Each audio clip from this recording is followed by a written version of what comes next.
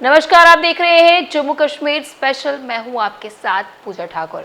तो खबरों की शुरुआत करते हैं पहलगाम हमले के बाद स्थिति की समीक्षा के लिए सेना प्रमुख जनरल उपेंद्र द्विवेदी के कश्मीर पहुंचने से।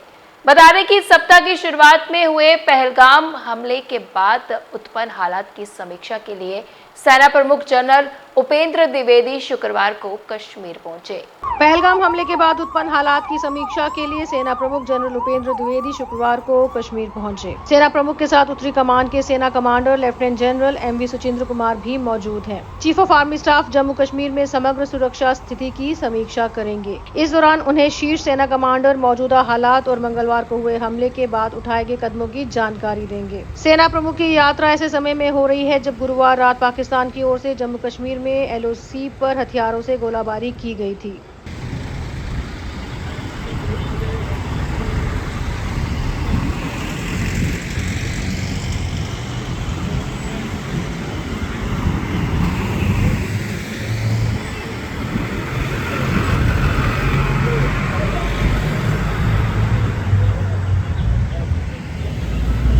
पहलगाम आतंकी हमले पर मीडिया से बात करते हुए बोले रिटायर्ड ब्रिगेडियर हरचरण सिंह, शक्तिशाली राष्ट्र के निर्माण के लिए बनाई जाए मजबूत कानून। सबसे पहले तो मैं श्रद्धांजलि देना चाहूँगा उन हमारे सिटीजन्स को जिन्होंने इस दर्दनाक हादसे में अपनी जान गंवा दी है। उनके परिवार के प्रति संवेदना है। इस घटना के होते ही दूसरे दिन जो सीसीएस की मीटिंग हुई थी उसके अंदर आपको पता ही है प्रधानमंत्री जी भी बाहर थे, वो भी देश में आए और फिर उसके बाद ये मीटिंग को लिया गया और कुछ फैसले किए गए और उन फैसलों का मैं आपको पता ही है, लेकिन मैं उसके बारे में कुछ आपको नॉलेज दूंगा कि क्या हो गया है। सबसे पहली बात तो ये है कि जिस प्रकार से हमारे प्रधानमंत्री ने और हमारे जो गवर्नमेंट है इन्होंने बाकी देशों के साथ में अपना कोऑपरेशन करना शुरू किया है, तो एक वर्ल्ड ओपिनियन हमारे साथ बन गया है।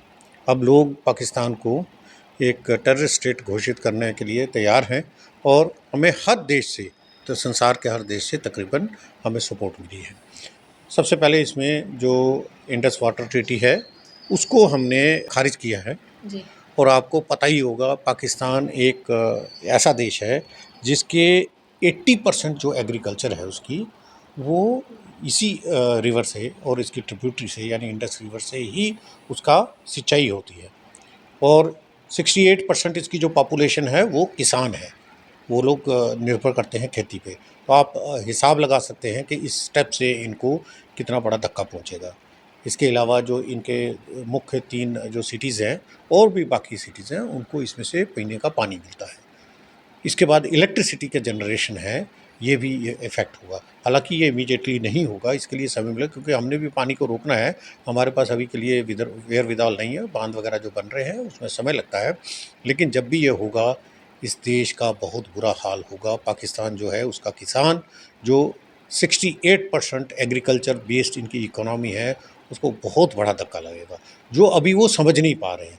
क्योंकि आपको पता ही है इसके होने के तुरंत बाद ही पाकिस्तान ने भी एकदम से अपने सैंक्शन लगा दिया इंडिया के ऊपर, एयर स्पेस बंद कर दिया और उसके बाद 19 जितनी भी आज तक ट्रीटीज़ हुई हैं उनको कैंसिल कर दिया, जैसे 78 शिमला समझौता वगैरह।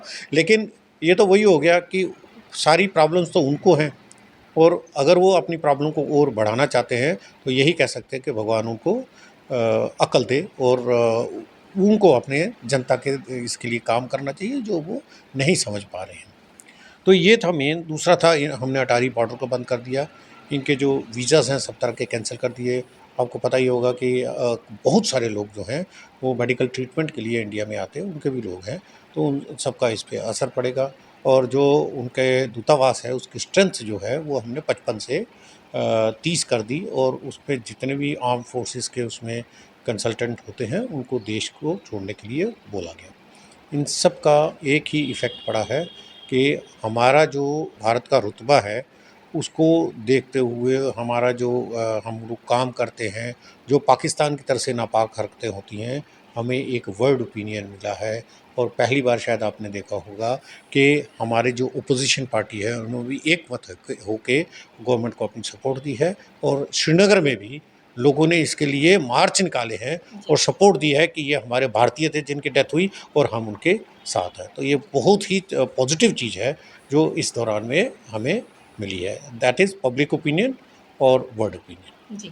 तो क्या कहेंगे सर, जिस तरह से चूक की बात की जाए तो कहीं न कहीं चूक जो हुई है, जो इस तरह का इंसिडेंट, इतना बड़ा इंसिडेंट हुआ है, ऐसे खुलेआम जो है वो फायरिंग की गई है, एक-एक से जो है जात नहीं धर्म पूछकर जो है मैं कहूँगी कि नफ़रत फैलाने की भी कहीं न कहीं कोशिश जो है की गई है।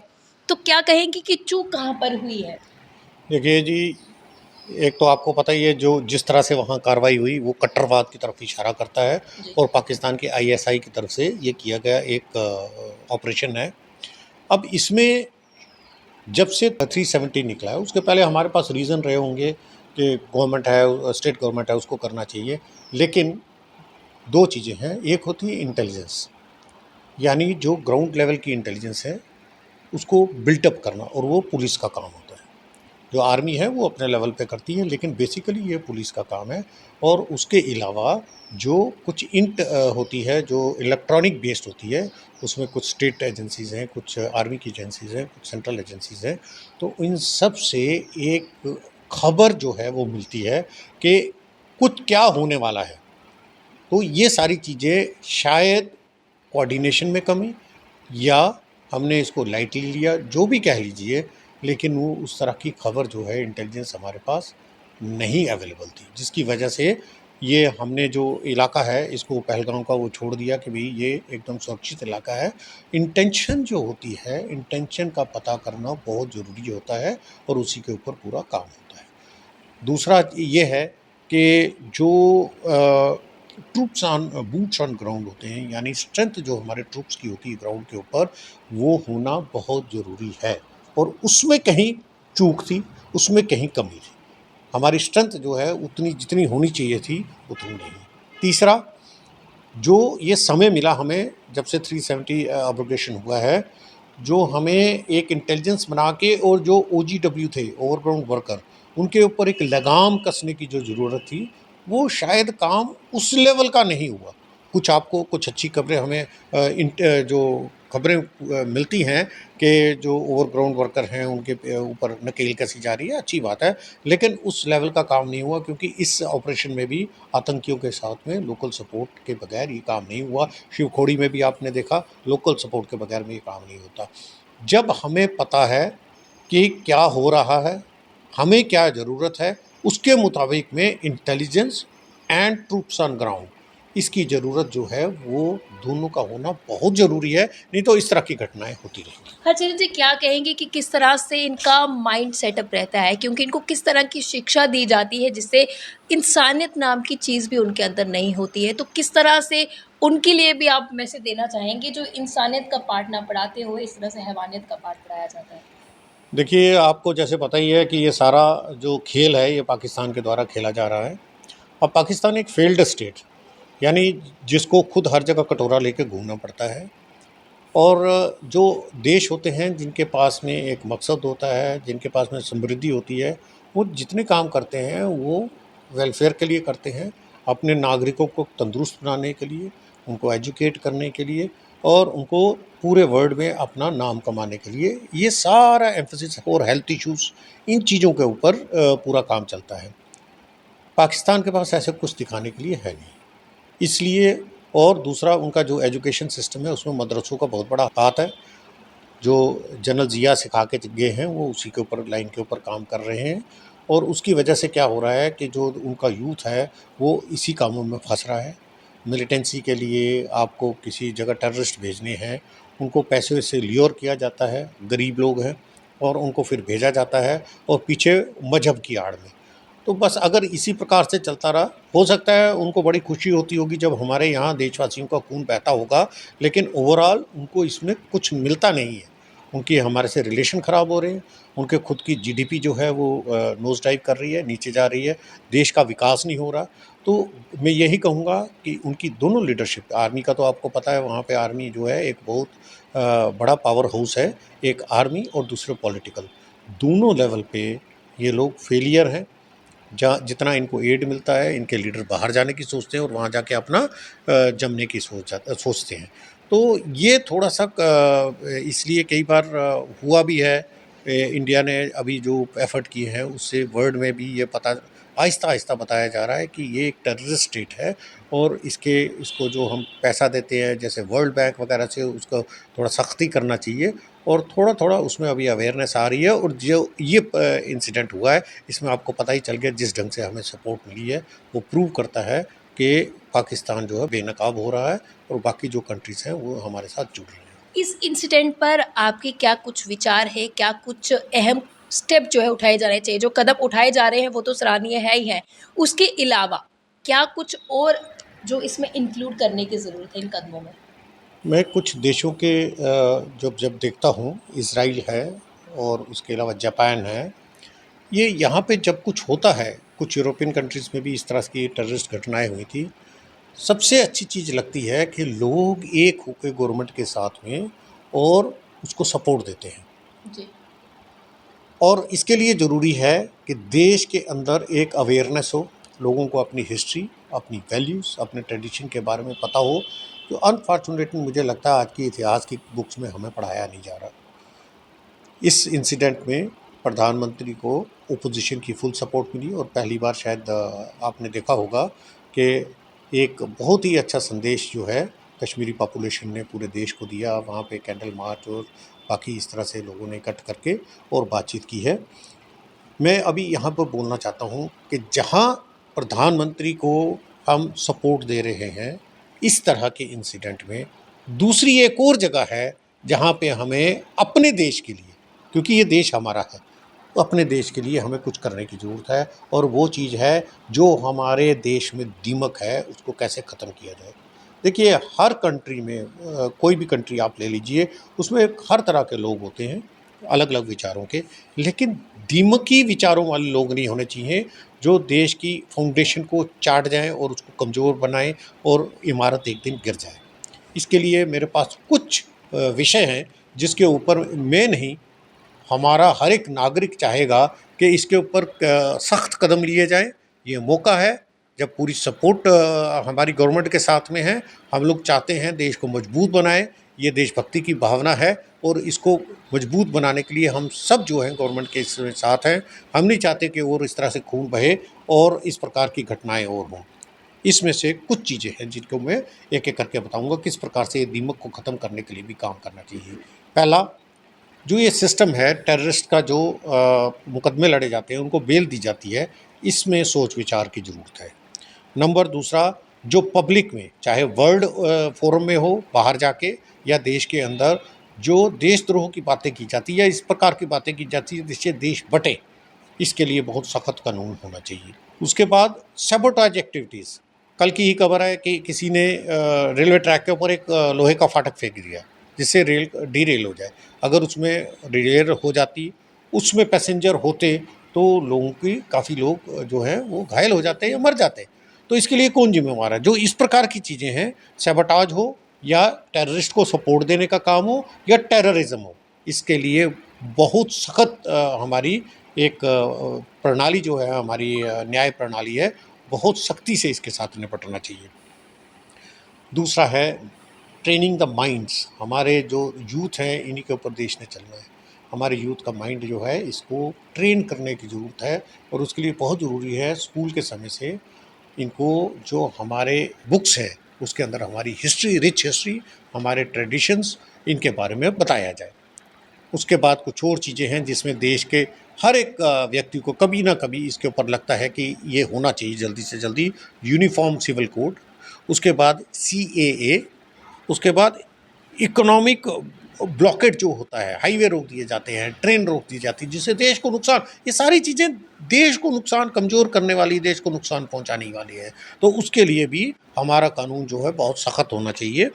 उसके बाद फास्ट ट्रैक कोर्ट्स बनने चाहिए 10-10, 15-15, 20-20 साल में टेररिस्ट को हम जिसने हमारे सोल्जर्स को मारा, जिसने पब्लिक को मारा, उसको सजा ही हम करते करते इतना साल बिता देते हैं। ये नहीं होना चाहिए। फास्ट ट्रैक कोर्ट होने चाहिए और उसमें जो प्रोसीजर हो सिंप्लीफाई होने चाहिए और एग्जाम्पलरी पनिशमेंट होनी चाहिए। इनको किसी को भी छोड़ना नहीं चाहिए जो देश को कमज़ोर कर रहे हैं, हमारे सिटीजन्स का खून बहाते हैं। उसके बाद कुछ पुलिस रिफॉर्म्स हैं, वो भी हमें करने चाहिए। तो ओवरऑल कहने का मतलब है, देश के लिए जो कुछ हो रहा है वो होना चाहिए। देश आगे बढ़े, ये हमारा देश है, खुद का देश है और हम सब सिटीजन देश के लिए ही हैं। तो ये काम जो है, इसके साथ में जो कानून है, कानून ऐसे होना चाहिए कि जो मैंने ये वाक्य बोला है कि देश हम सबका है, देश को मजबूत बनाने के लिए कानून होने चाहिए, ना कि इस तरह के कानून के कहते हैं justice delayed is justice denied, वो नहीं होना चाहिए। जी, बहुत बहुत धन्यवाद हमारे साथ जुड़ने के लिए। तो साफ तौर से इनका कहना है कि देश को मजबूत बनाने के लिए कानून होने चाहिए और भी तमाम प्रतिक्रिया जो है रिटायर्ड ब्रिगेडियर हरचरण सिंह जी ने दी है। आपका क्या कुछ कहना है? हमारे साथ ज़रूर अपने व्यूअर शेयर कीजिएगा। क्या कुछ और कदम उठाए जाने चाहिए? आपका क्या कुछ और विजन है? ज़रूर हमारे साथ अपनी प्रतिक्रिया शेयर कीजिए। अगली अपडेट लेकर फिर मैं हाजिर होंगी। तब तक के लिए आप देखते रंग बाइट्स। जर्नलिस्ट अमन शर्मा के साथ मैं पूजा ठाकुर, यंग बाइट्स जब। डोगरा सदर सभा के प्रधान गुलचैन सिंह चारक द्वारा किया गया पत्रकार वार्ता का आयोजन, जिसमें उन्होंने पहलगाम आतंकी हमले पर कहा कि अब कार्रवाई करने का समय आ गया है।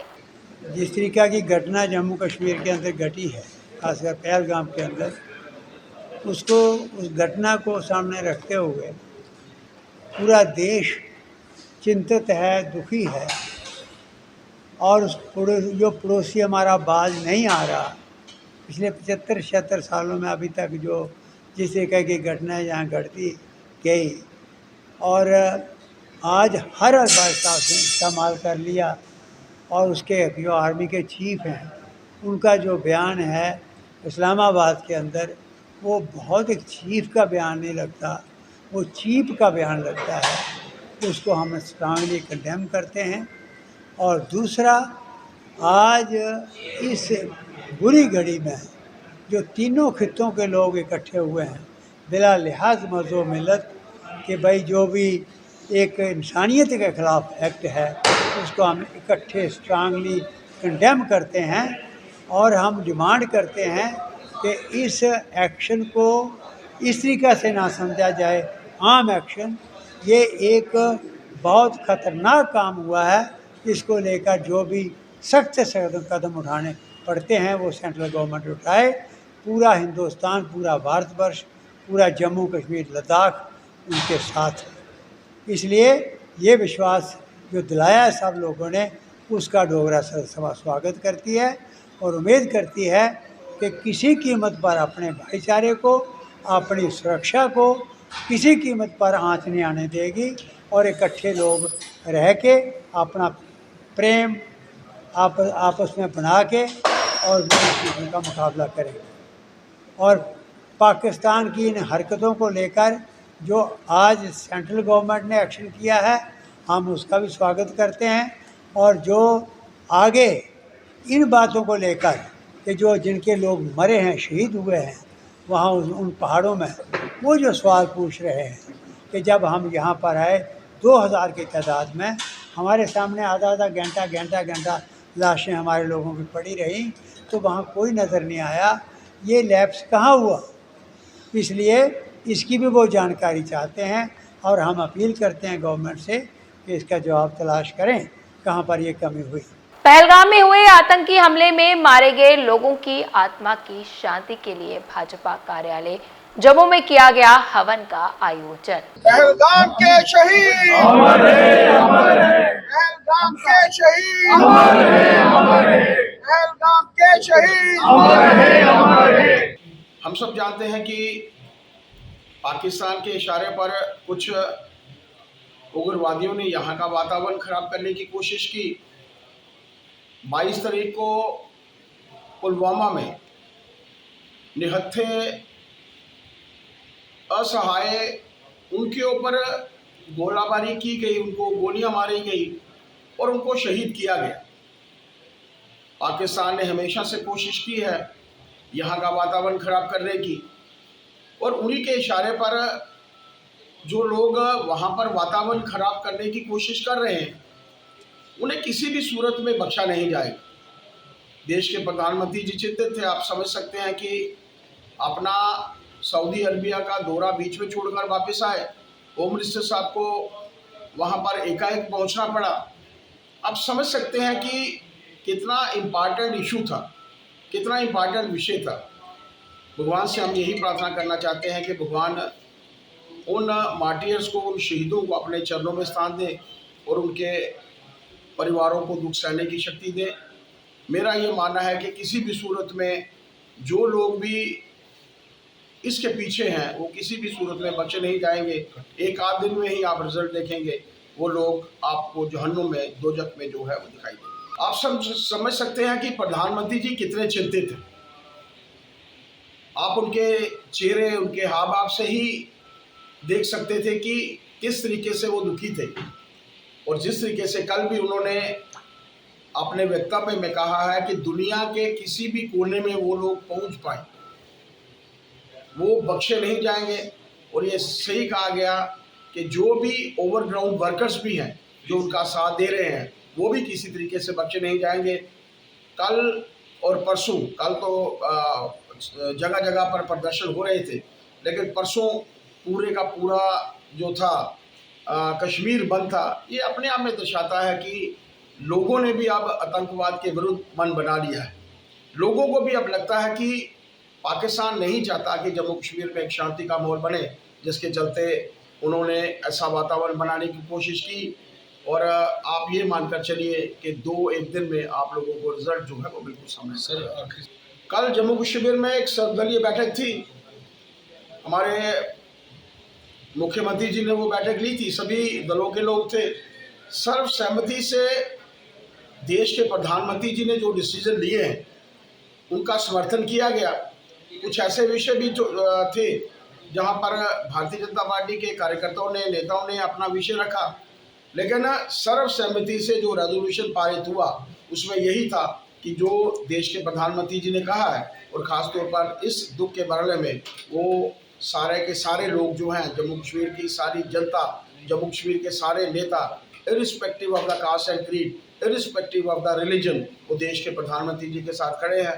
प्रधानमंत्री जी ने जो भी रिस्ट्रिक्शंस रखी हैं पाकिस्तान के ऊपर, उनके माध्यम से जो कुछ भी विषय रखा गया है, सभी ने उनका जो है वो खुलकर समर्थन। लगातार पूरे देश के अंदर, पूरी दुनिया के अंदर रोष है, आक्रोश है, गुस्सा है, और उसी के निमित्त आज भारतीय जनता पार्टी के प्रदेश कार्यालय में 26 शहीदों के लिए समर्पित हमारा जीवन और आज के दिन जो श्रद्धांजलि, मुझे लगता है कि ये तो एक तुच्छ हमारा एक योगदान है जो उनके जीवन के प्रति हम लोग कर रहे हैं। एक इंसानियत के नाते जो हमारा कर्तव्य है वो निभा रहे हैं, लेकिन इससे भी ऊपर कहीं ज्यादा केंद्र सरकार को एक मजबूती से बड़ा कदम उठाना पड़ेगा ताकि आइंदा दोबारा कोई भी ऐसा शहीद इस तरीके से जो परिवार के साथ कहीं घूमने गया हो, कहीं परिवार के साथ अपने अच्छे दिन व्यतीत करने गया और वहाँ उसको मौत के घाट उतार दिया जाए, वो भी टारगेट किलिंग करके, पिक एंड चूज करके, उसका धर्म पूछकर, इससे ज्यादा और बरसना जो है मुझे नहीं की जा सकती है।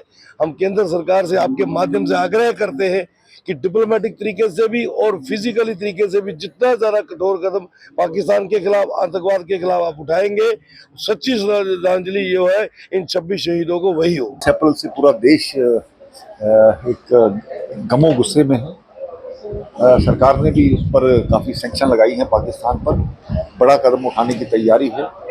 उम्मीद करनी चाहिए कि पाकिस्तान को सबक सिखाया जाएगा।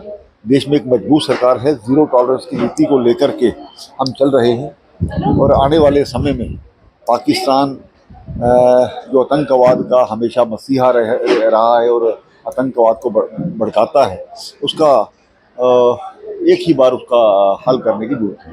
लोग हमारे मेहमान थे, पूरे कन्याकुमारी से लेकर के महाराष्ट्र, गुजरात, सभी जगह से लोग आए थे। तो आज वो यहाँ से एक गलत मैसेज लेकर के आए हैं।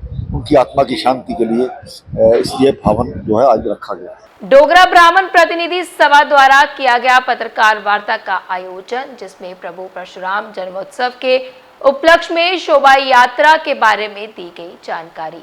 हर वर्ष की तरह परशुराम जयंती जो है डोगरा ब्राह्मण प्रतिनिधि सभा बड़े धूमधाम तरीके से मनाती है और इस बार भी यही कार्यक्रम रखा गया था। हफ्ता भर ये कार्यक्रम चलने थे। हमारा डॉक्टर उसका कैंप लगा था, उसके बाद बच्चों का सिंपोजियम हुआ और 27 तारीख को जो शोभा यात्रा निकालनी थी उसे फ़िलहाल स्थगित किया गया है। वो इसलिए कि जो घटना पहलगाम में हुई है उससे पूरा देश दहल गया है और पूरा जो हमारा राष्ट्र है, खासकर हमारी स्टेट जो है, वो शोक में डूबी हुई है। तो ऐसे हालात में एक शोभा यात्रा निकालना कुछ उचित न समझकर ब्राह्मण सभा ने ये फैसला किया कि ये कार्यक्रम फ़िलहाल हम स्थगित करते हैं। बाद में किसी और तिथि पर, किसी और दिन बाद ये शोभा यात्रा निकाली जाएगी। यही वजह है कि ये कार्यक्रम जो है फ़िलहाल इसीलिए स्थगित किया गया। हाँ, जो पूजा पाठ, हवन होना है, यज्ञोपवीत होना कार्यक्रम है, वो उसी तरह से होंगे और उन दिवंगत आत्माओं की शांति के लिए जो हवन यज्ञ होना है वो उसी तरह होगा ताकि उनकी आत्मा को शांति मिले। ये हमारा कार्यक्रम है। इस विशेष कार्यक्रम में क्या कुछ खास रहता था आपकी, जिस तरह से झांकी जो आयोजित हुई थी? एक तो शोभा यात्रा रहती थी, इस बार हमने बच्चों का सिंपोजियम भी किया था और डॉक्टर्स का कैंप रहता है और मेन अट्रैक्शन रहती है शोभा यात्रा और सामूहिक यज्ञोपवीत। तो बाकी सारे कार्यक्रम रहेंगे क्योंकि शोभा यात्रा में ढोल, बाजे और नगाड़े बजते हैं, तो उसी को मद्देनज़र रखते हुए उसे स्थगित किया गया। मैं पुरुषोत्तम चंद्र शर्मा, चेयरमैन ब्राह्मण सभा जम्मू, आपसे कहना चाहता हूं कि जो भगवान श्री परशुराम जी की जयंती के उपलक्ष्य में बहुत सारे कार्यक्रम होते हैं, उनमें एक कार्यक्रम रहता है शोभा यात्रा। वो कार्यक्रम सारी सिटी में हम एक शोभा यात्रा झांकी के रूप में ले जाते हैं। उसमें ढोल भी होते हैं, बैंड भी होते हैं। लेकिन इस वर्ष जो हालात हुए हैं, जैसे अभी पहलगाम के पास जो 28 इनोसेंट लोग मारे गए हैं, मिलिटेंट से अटैक हुआ है, उसको देखते हुए सारा देश एक शोक की लहर में है। हम भी शोक की लहर में हैं क्योंकि हम भी इस देश के एक रहने वाले हैं। वो कार्यक्रम हमने स्थगित कर दिया, उसको पोस्टपोन कर दिया। मैं कहूँगा पोस्टपोन कर दिया जब तक हम सरकार से रिक्वेस्ट करी रहे, जब तक सरकार इनका बदला ना ले तब तक हम शोभा यात्रा जो है इसको पोस्टपोन रखेंगे। लोगों के लिए क्या मतलब संदेश है आपकी तरफ से? लोगों के लिए संदेश है कि लोग, मैं कोई ये हमारी संस्था वो नहीं है, पॉलिटिकल नहीं है, लेकिन एक बात मैं कहता हूँ, जब तक हालात नॉर्मल ना हो इसको यूटी ही रहने दिए चाहिए, यूनियन टेरिटरी। दूसरी बात ये है कि लोगों को संदेश है कि उठ खड़े हों, मुकाबला करें। अगर आपको कोई मशकूक आदमी दिखाई देता है तो पुलिस के पास अप्रोच करें और तैयार रहें मुकाबला करने के लिए, क्योंकि आजकल वो हाथ जोड़ने का ज़माना नहीं रहा। मिलिटेंट के सामने हाथ नहीं जोड़ने, दंडा शास्ति प्रजा सर्वा, वो काम बहुत ध्यान में रखते हुए हमें आगे निकलना चाहिए। और दूसरी बात यह है कि भगवान श्री परशुराम जी को देखते हुए, उनके पोर्ट्रेट को देखें, हाथ में हथियार है, मुकाबला करने के तैयार रहें, उनको यही सच्ची श्रद्धांजलि होगी। दूसरी बात, उनके लिए ये उनका परशुराम जी का दिन मनाने के लिए ये सबसे अच्छा तरीका है। अब जो दिवंगत आत्माएं हैं उनके लिए, जिन्होंने वहाँ पर शहीद हुए, उनके लिए यहाँ पर कार्यक्रम रखा गया 27 तारीख को 11 बजे इसी ब्राह्मण सभा में श्रद्धांजलि का कार्यक्रम है।